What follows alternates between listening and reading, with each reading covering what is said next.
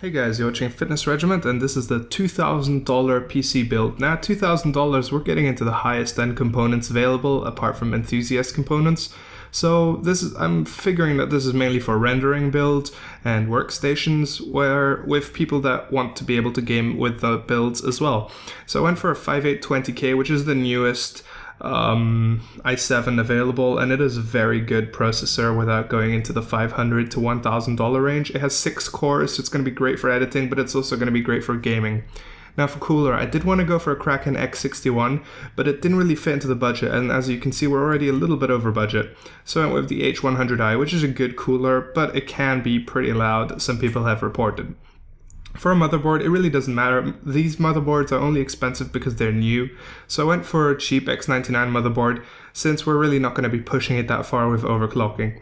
For memory, again, memory doesn't matter. This is 2400 megahertz, so it is fast memory, but again, you won't really feel any difference in real life applications. So I just went for the cheapest 16 gigabyte configuration available, and it is pretty cheap.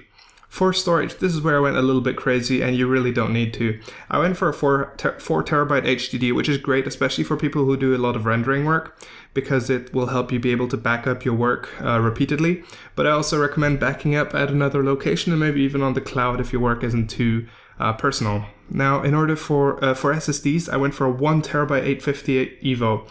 Now, the 850 EVO series is probably my favorite SSD series so far. It is fast, it is reliable, and it doesn't have any of the problems that the 840 series has. Now, 1 terabyte is a little bit overboard because this is way more than just games, files, softwares, and operating system. This includes any type of video rendering you're going to be working on, but it really does speed up a lot of processes, so it is worth it. But you can probably save $160 by just going for the 500 gigabyte one if you really don't need that much storage space.